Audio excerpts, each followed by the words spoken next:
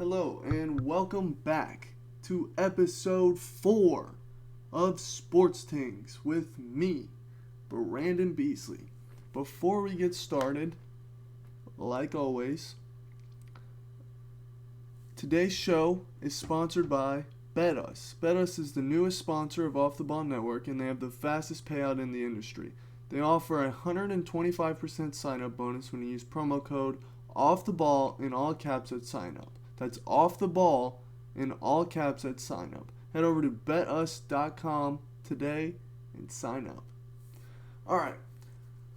I also want to say make sure you guys go follow Off the Ball Network on all socials. Go subscribe on YouTube. It really helps us out. We're just trying to get as many eyes on us as possible. Try to grow as much as we can. I really appreciate it. I'm recording this actually late in the fourth quarter of the Phoenix-Dallas game. This game is an absolute blowout. I think Phoenix is up like 21-25 right now. It's 95-76 with 4:34 left in the fourth. Now, we're just going to jump right into this game, obviously, just because it's easiest. I do have the game on right here, so if I stutter or just kind of zone out for a second, I'm seeing if anything crazy happens. The only reason I even have this game on still was to see if a crazy comeback would happen, but it's not looking like it. In the first half, Dallas was sticking around. I mean, they were shooting good, I think they were only down like 1 or 2 at half. But that third quarter, Dallas went cold. Dallas is a live by the 3, die by the 3 type of team. And when you have Luka shooting 2 for 8, Reggie Bullock shooting 0 for 3, Jalen Brunson 0 for 1, Dorian Finney-Smith 2 for 5, Maxi Kleber 1 for 4, Bertans is 3 for 4. Davis Bertans has a cannon on him. That man can shoot the fucking ball. That blows my mind. It also looks like Jay Crowder may have hurt his elbow or his shoulder pretty bad. That's kind of scary for them going back to Dallas. But yeah, when Dallas doesn't shoot good from 3, they just tend to get blown out. I mean, Luka Doncic shot 10 for 23. That's unacceptable, honestly. He had 28 points, but they have 76 points, and there's 4 minutes left in the fourth. That is not winning basketball in today's game. That may have worked. Not even the style, but just the score may have worked back in the day. But nowadays, especially when there's still 4 minutes left, 76 points is not. It's not going to do it. It's just not. I mean, Jalen Brunson, I will say, played a very good game today. He played a lot better than he has played. He shot 9 for 17. I think that's like 57%, something like that. Had 7 rebounds. How tall is he? 6'1". Getting 7 rebounds as a 6'1" guard, that's some hustle right there. Now, I will say, one thing that Dallas made an effort to do early in this game was basically just pick on Chris Paul. Like, whoever Chris Paul was guarding, really, yeah, and everybody, they're all taking out their starters, and yep, that's basically that game.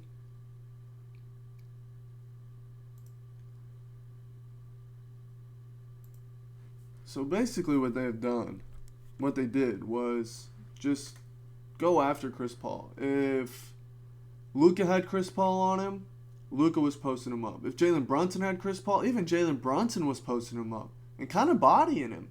He had a couple nice little post fades on him, just kind of babied him, got a couple layups. I was very impressed by that. Jalen Brunson really impressed me tonight. Davis Bertans, I really think he may need to get a little more burn. I mean, he played 19 minutes, shot 3 for 4 from 3, had 10 points. What's crazy to me is he is 6'10", and he plays like he is 6'4".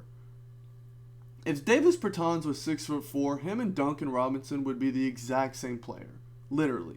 They don't do anything besides run around and shoot the ball. But Bertans is 6'10". He needs to be able to get down low and bang a little bit and grab a couple boards. Spencer Dinwiddie, I don't know what happened to Spencer Dinwiddie, bro. Like in this game, he only shot 3 times. He had 2 points because of free throws. 0 for 2 from 3.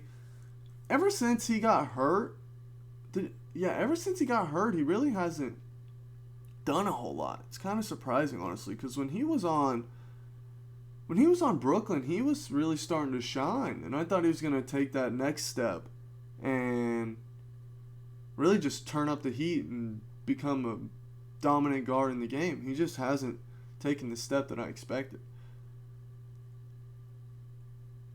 DeAndre Ayton today, 9 for 13. 9 for 13, 20 points, 9 rebounds. Didn't have any blocks, which, I mean, he's not really known for shot blocking, but that's the kind of game DeAndre Ayton has to have for them to win this game. If DeAndre Ayton has a presence in the paint, the Phoenix Suns are going to win. No matter what. Against this Dallas Mavericks team who really, their only good player, I mean, no offense to Dorian Finney-Smith, Jalen Brunson, but if they either shut down Luka or shut down everybody else and only really let Luka score, I mean, it's hard for Dallas to win. It really is. They figured out a way to win games when they were at home in this series, but I don't know, man. It just Luka needs some help is what he needs. Luka Doncic, if you get Luka Doncic, another all-star player, especially an all-star big who can even shoot the ball a little bit. I know I'm literally describing Kristaps Porzingis, but I don't think he made the all-star team, but you know what I mean. Kristaps Porzingis, in theory, could have been that guy. He just didn't really fit, and he gets hurt a lot. I mean, yeah. Chris Paul, I don't know.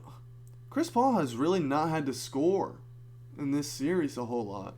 I mean, he had 7 points, shot 3 for 8, had 10 assists. They're up by 25 points right now. 28, sorry. It's crazy. Devin Booker had himself a game. He's shooting 11 for 20 right now. Has 28 points. I mean, that's a lot more efficient than his 10 for 25 game where he had... Isn't that crazy? He's 11 for 20, has 28 points. He shot 10 for like 25 and had 35 points in a game. It's just wild. Quality of shots. Quality of shots is so important in the playoffs. Cam Johnson is having himself a good game, played 25 minutes. That's pretty surprising. Had 12 points, 5 for 8, 1 for 4 on threes. I mean, Phoenix absolutely dominated this game. There's really not much more to say about it.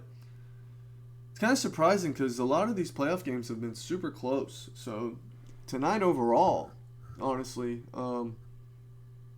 was pretty surprising. Moving on to the earlier game, which was Philly and Miami. I mean, Miami killed them. They won by 35, 120 to 85. I mean, that is just insane. A playoff team getting blown out by 35. That is wild to me. I mean, the whole Philly squad, I mean, Joel Embiid really didn't look interested in playing that game. It was actually very surprising because you would think in a high-stakes game like this where I heard a stat where it said, like, in a series that's tied 2-2, usually, or whoever wins Game 5 wins the series like 80% of the time or something. And now I know stats don't really mean a whole lot, but when it's like that, I mean, either way, you're tied in a series, you want to take the lead in the series. Especially when, if you get that win, then you only need one more to advance. Now, Now Philly needs to win the next 2 out of 3 to win the series, and Miami only needs to win one game. Those odds don't stack up very well for Philly. Yeah, like Joel Embiid, 7 for 12. You're the star player on the team. The team rallies behind you. And you let Tobias Harris and James Harden, which, I mean, James Harden takes a lot of shots, but you let them both take more shots than you. That is not okay.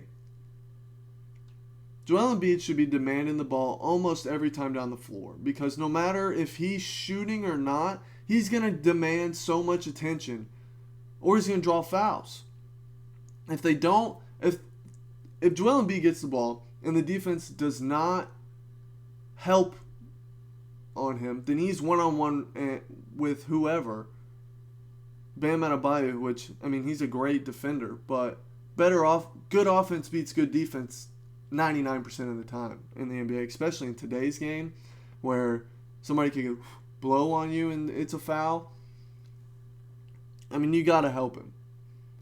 And if the defense doesn't help, then Joel Embiid has a one-on-one and he's going to score or get fouled, I'd say 95% of the time. And if they do help on him, then wherever the help comes from, now this is obviously easier said than done, but wherever the help comes from, Embiid is smart enough to look and hit that guy, and that guy has to hit a shot. I don't know. The whole team looked very disinterested, which is a big surprise considering the stakes in this game. Tobias Harris shot 5 for 14, had 12 points. James Harden, 5 for 13, 14 points. There was that last game where James Harden had 31. I really thought that that was going to be his breakthrough. I really thought that he was going to come out and play like James Harden of old. I really think James Harden is in the stage of his career where you're not going to get MVP 30-point James Harden every night. You're going to get that sometimes, but from what I've seen this year, now this year's a crazy year for him, but still, from what I've seen this year, James Harden is just not the same guy. He's not. I mean, his shooting percentages are down. Let's see, this year, in 37 minutes, almost 38 minutes a game. Now, he only played 21 games, but this is on Philly. Okay, so on Philly, in 21 started games, he's played basically 38 minutes, averaging 21 points a game, 10.5 assists, 7 rebounds, shooting 40% from the field, not good, and 32% from 3. I mean, that's not terrible, but for James Harden, that is not good in any way, shape, or form. Shooting 89 from the free throw, turning the ball over almost 4 times a game. I mean, I really just don't. I hate to say this because James Harden is one of my favorite players, but I think he may have lost a step. I really do. I hate to say it, but I really think he may have lost a step. Tyrese Maxey, 2 for 10. You can tell he's young. You can tell that Tyrese Maxey is a young player, and he's going to have games like this. He's going to have games where he comes out and he's confident, but the shots just aren't falling, and that's perfectly fine. But you got to have somebody like James Harden step up in these games because you need at least two main scoring options. And when Joel Embiid isn't taking shots, and Tobias Harris and James Harden isn't hitting shots, and Tyrese Maxey's not hitting shots, there is no more elite scorers on that team. There's not. So I really think that Philly needs to focus more, and they just need to play harder. I mean, even Doc Rivers said it after the game. Miami did everything faster and harder than we did, which is so surprising. Now, they do go back to Philly, so there's a chance that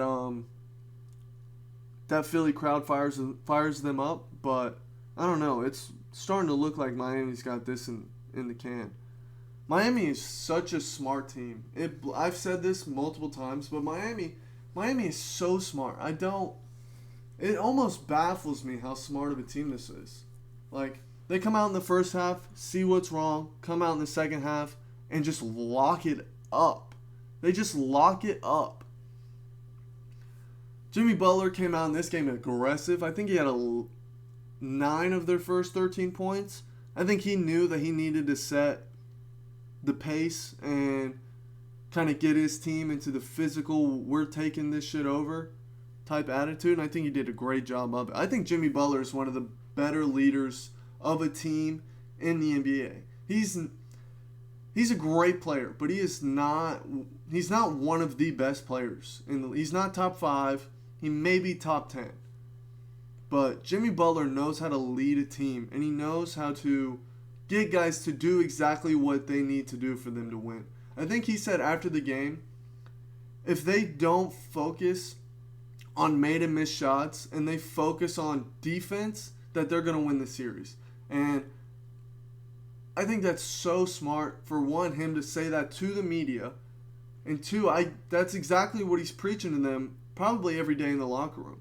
Like, he just knows what they have to do to win. And I honestly think that that's a virtue that not everybody has. I think there's some guys who think that if they just come out and shoot the lights out there, they're going to win. And that's not always true. Tyler Hero kind of got back into his groove. He only had 10 points, but shot 4 for 8. I mean, he's been struggling the past couple games, so it's good to see him kind of get the ball in the basket. Victor Oladipo, I'm really impressed with Victor Oladipo. He had 13 points, shot 5 for 10. I mean, coming off of the injuries that he had faced, signing the 1-year deal in Miami, I mean, I think Eric Spoelstra has used him very well in their lineup. I really do.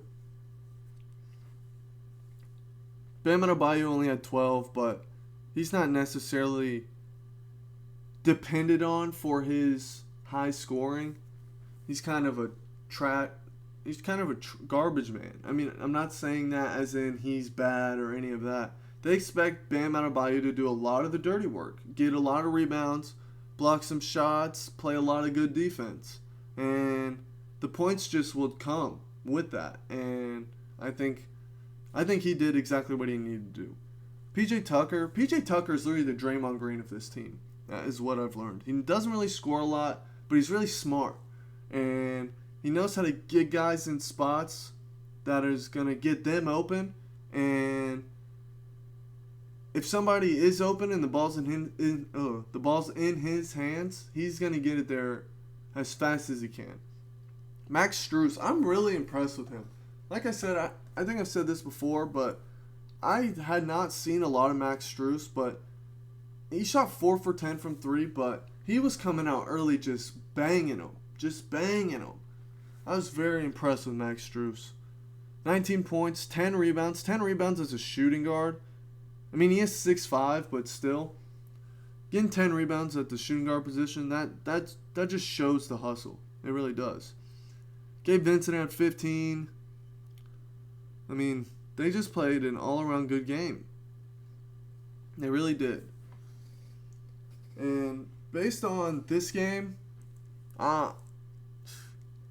if Philly starts out slow in the next game, I really think that there's a chance that Miami just takes over. I think Doc Rivers there's been a lot of heat on Doc Rivers lately, and I think that there's a chance that he may have lost his groove in coaching. He tends to always coach teams that choke or just don't finish games or don't finish series off. I don't know, man. It's pretty surprising. He's a great coach, don't get me wrong, but he may not be reaching the players like he used to. He's a kind of an old school type of coach, and with these new age players, his message just may not be getting across like he used to. Yesterday's games, Boston beating Milwaukee. I was pretty surprised by that, to be honest. They won 116 to 108. Al Horford, I'm going to talk about him last. Jaylen Brown played decent. Oh my gosh, I'm very surprised to see this number. Jason Tatum had 30. I don't think there's such thing as a quiet 30 ball, but that may be one of the quietest 30 balls I've ever seen. I didn't realize that he even had 30. I mean, he took 24 shots. Shot 11 for 24. That's not awful, but that's not great. Jason Tatum had 13 rebounds, 5 assists. Shot 3 for 10 from 3. He's been struggling from the three-point line in this series. A lot. This series, I said this in the last pod, but this series reminds me so much of 90s basketball, man. It's pounded out, physical. I mean, the three ball was there, but back then they weren't taking a lot of threes. In this series, they are taking a decent amount of threes, but nobody's hitting them. Nobody's hitting them. Both teams' shooting percentages are abysmal. And I really think something that contributes to that is the defense of both teams. Milwaukee is a very physical team in general, and I think the Celtics are matching it very well. Very, very well.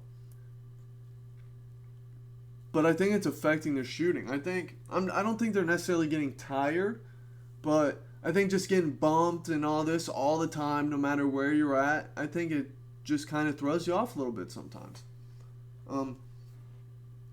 Milwaukee has impressed me a lot, especially without Chris Middleton. Now, I say that, and in the very next breath, Drew Holiday must think that he is like Bradley Beal or something, because this man shoots the ball so much.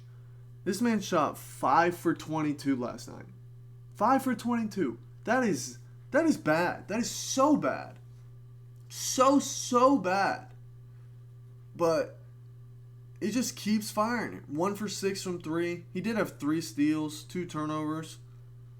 But 5 for 22. He played 40 minutes and had 16 points. He did have 9 assists, but passing the ball to Giannis and him scoring, I mean, that's an easy assist every time, honestly.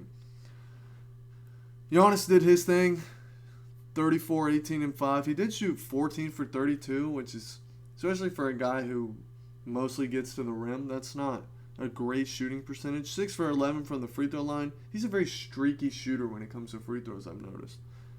0 for 4 from threes. I heard the announcers of that game say multiple times, anytime Giannis is pulling up for a jump shot, either whether it be mid-range or a three-point shot, but especially a three, Boston is taking a sigh of relief because Giannis is basically bailing them out. Because I don't know if you live under a rock, but nobody can stop Giannis in getting to the rim. And if they do stop him, they are fouling the fuck out of him every time. He is too big, too strong, and too athletic to stop him. He takes 2 steps from the three-point line, and he is underneath the basket. It is insane. I saw a play where he was leaning out of bounds, like underneath the basket. His head was on the, like if this is the rim right here, his head, or if this is the backboard, his head was behind the backboard, and he had dunked it like this. So he was just, I know if you're just listening, that doesn't make any sense, but his head was literally behind the backboard, and he still finished the dunk. Like, he's just, they call him the Greek Freak for a reason, and that man is just insane to watch. Giannis Antetokounmpo never ceases to amaze me, ever. I'm always impressed with what he's doing. Wes Matthews had himself a little bit of a game, shot 3 for 4 from 3, 3 for 5 total, and hit 3 free throws. I mean, for Wes Matthews, 12 points that's exactly what you want from him. Brook Lopez had 17, shot 6 for 11. I'm surprised he didn't take more threes, but like I said, this series has been so physical that you really just want to try to get to the rim. Pat Connaughton was kind of firing off a little bit. if I remember correctly, he got hot there for at least a little. He did end up shooting 3 for 6 from 3, which is actually pretty good. But, okay, so let me get to Al Horford. Al motherfucking Horford. This man turned back the clock, man. Watching Al Horford that entire game reminded me so much of the Atlanta Hawks Al Horford, but with the jump shot. Because when he was on Atlanta, Al Horford he had a midi, but a 3-point jump shot was not his game at all. And I think he shot 5 for 7 from 3. That is crazy improvement for Al. And at this point in his career, he is not any kind of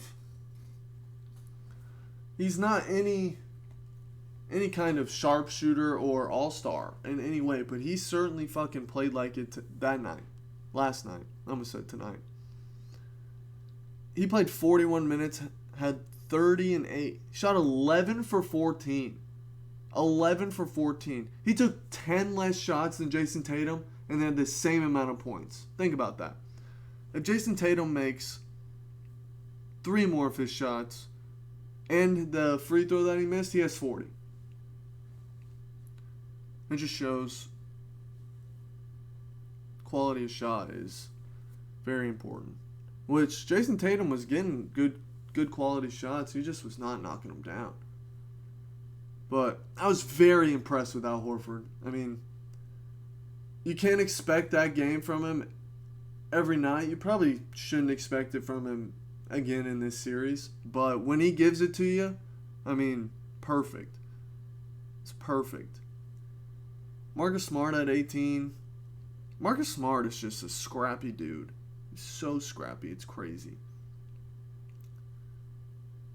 Derek White had 11. Yeah, 11. Shot 4 for 6. I've never understood. Derek White is 6'4"? Oh my goodness. He looks so small on the court. I literally thought that he was like 6 foot tall. I am dumbfounded right now. But that doesn't matter. And then Golden State, Memphis. I was very impressed with how Memphis played without their star player. Because I am not going to lie. I thought this game was going to be a big blowout. Like 30, 40 point blowout. I thought Golden State was just going to go in there and just outsmart them, outwork them, outshoot them. All of it. I thought that they were going to go in there and just mop the floor with Memphis. But the Memphis players played really good. They started Steven Adams, which he played very good interior defense. He had 10 and 15. Steven Adams eats boards, man. It's crazy. He knows his role so well, too. He never tries to do too much. He just knows exactly what he needs to do, and he gets it done. 6 offensive boards. That's so nice. Desmond Bain, I mean, I can't really say much about Desmond Bain because it is very, very clear that he is not anywhere near 100%. So the fact that he's out there trying to contribute at all is impressive. He shot 3 for 8, had 8 points, 6 assists, 2 for 4 on threes, had 3 steals, which is good. Tyus Jones, shout out my boy Tyus, Duke boy. Shot 8 for 18, not the greatest. It's not awful. He had 19 points. He had 6 rebounds. That's good hustling from him. 5 assists. Only had 1 turnover. I think there's a stat that shows that Tyus Jones' assist to turnover ratio is like the best in the league, and I think it has been for multiple years. I mean, that just shows what Coach K produces. I mean, there's Duke all over the NBA, and they're all shining. I love it. I absolutely love it. Jaren Jackson shot 7 for 21, which isn't great either. He had 21 points. 0 for 7 from 3. Jaren Jackson Jr., I said this before. I know I'm kind of repeating myself, but, I mean, it just keeps showing up. Jaren Jackson Jr. needs to learn how to play big. He needs to understand that he is 6'11", and he needs to play like it. He needs to play like it. He needs to establish a presence in the post as much as possible. He should not be looking for a three-point shot first. Jaren Jackson Jr. should be looking to get on the block and dominate whoever is behind him. I understand that Draymond Green is a great defender. It does not matter. You are like 3-4 inches taller than him. Turn around, jump, and elevate over him and get easy shots. You should be dominating Draymond Green. You really should. There's no excuse shooting 7 for 21 and shooting 7 threes when it's clearly not your night shooting the ball. You need to get to the rim as much as possible, especially at 6'11". I don't understand why Jaren Jackson Jr. thinks that he's a shooter. He's not. He can make threes, but he's very inconsistent with it. And it's him shooting that shot most of the time is kind of just bailing out the other team's defense. It really is. Blows my mind. He keeps missing and he just keeps throwing them up. I don't get it at all. He had 5 blocks and 5 fouls. I mean, it's not awful. Kyle Anderson is such a weird player. He plays so slow. But he gets to his spots and he most of the time makes a shot. I mean, 7 for 8 from the field, 2 for 7 from the free throw line. That's unacceptable. If you're you got to make your free throws. You have to. I mean, this is a cliche, but they're called free throws for a reason. That should be the easiest shot you get all game. You got to knock them down. There's no excuse for that. You are a professional basketball player. And you're not 6'12" with the biggest hands in the world. I mean, I think he's like 6'9". He's 6'9", so I mean his hands are probably pretty big, but there's no reason he can't make free throws. None. Golden State, they just did Golden State things. Klay Thompson, I feel so bad for him, bro. He's going after whether they win the chip or not. Klay Thompson is going to go into this offseason and work his ass off. I know it already. Because there has not been a game yet where he has really gotten into a good rhythm.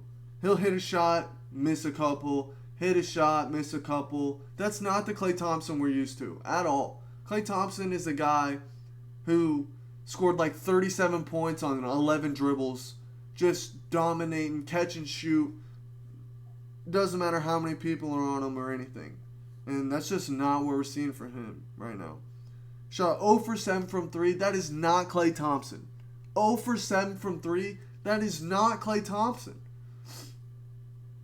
Draymond only had 2 points, but that doesn't really matter. He had 11 boards, 5 assists, and a block.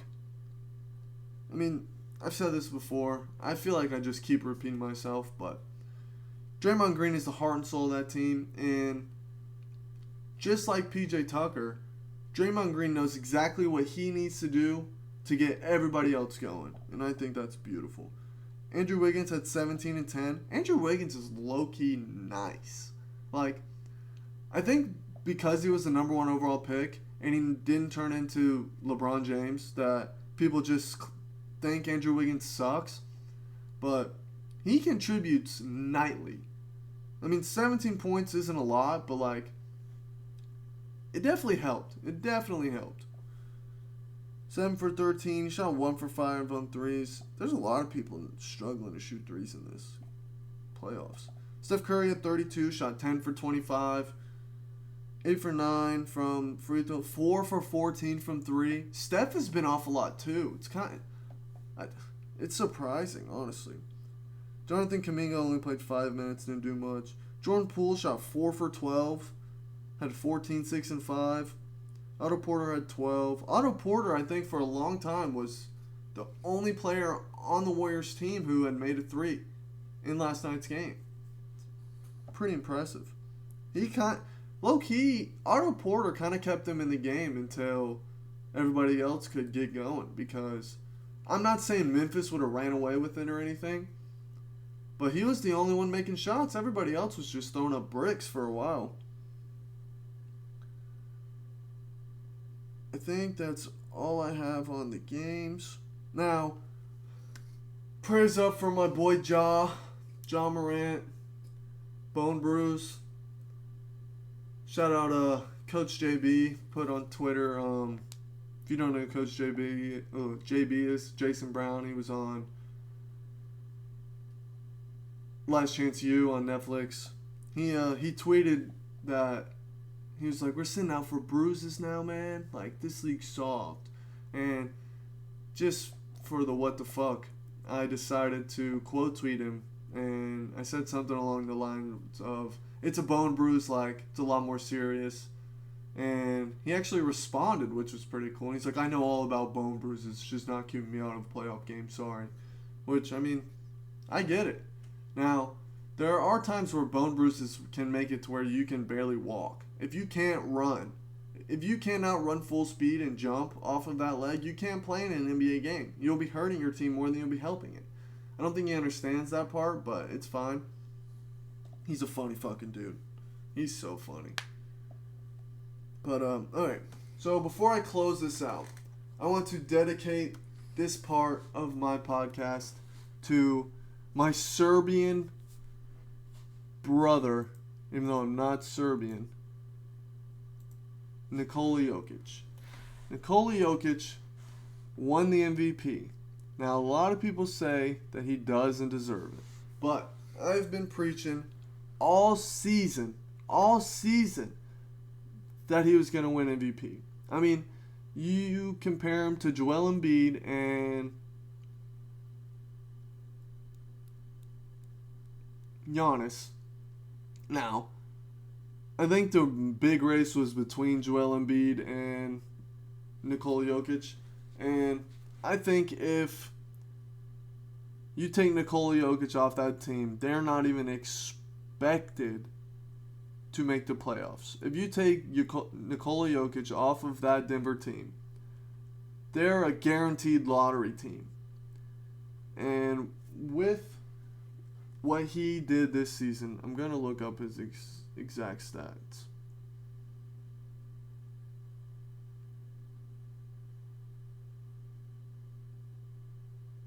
Sorry. Okay, so with what he did this season, I mean, I don't see any way that you could determine anything else. Because without Joel Embiid, yeah, that team's not a great playoff team, but I think they might still make the playoffs. If you take Nikola Jokic off of that Denver team, they're a lottery pick. They're a lottery team, 100%. And his usage percentage was 32%, so they went to him almost a third of the time for offense. He played 33 minutes a game, averaged 27, 8 assists, and 14 rebounds. Shot 58% from the field and 34 from 3, 81 from the free throw line. I mean, I don't know what more you want from him, honestly. I really don't. And I've said this multiple times, and I will say it again. I really think that if Denver had either Jamal Murray or Michael Porter Jr. or both, but I know for a fact that if he had at least one of them, that series with Golden State is way more competitive. Way more competitive. Congrats to Jokic, my guy. Second year in a row. Probably winning again next year. And for all the people who don't think that he should have won, you have to look at the regular season. You really do. I know some people don't like this argument that it's a regular season award, but that's exactly what it is. You got to look at what he did in the regular season. You cannot look at playoffs for MVP. You can't. You can't. Now, is that a flaw in the rules or the voting, who knows. But the way it is, it's for the regular season. And Nikola Jokic was the most valuable player to his team during the regular season. He is the main reason why they were as good as they were. He is the only reason that they were as good as they were. Because, like I just said, without Nikola Jokic, the Denver Nuggets are a lottery team. 100%. There's no arguing that. Nothing. And that's honestly all I got to say about that. Yeah, so thanks for watching. Thanks for listening. Once again, make sure you go follow Off the Ball Network on all social media. Make sure you subscribe to us on YouTube. Make sure you follow me on all social media. On Twitter is Brandon_Beasley, Beezley. And yeah, I also stream on Twitch almost every day. It's twitch.tv/Beesman, Beezman with 3 underscores after it. And I'm on almost every day. So if you want to, come hang out. Appreciate y'all. See you on the next episode.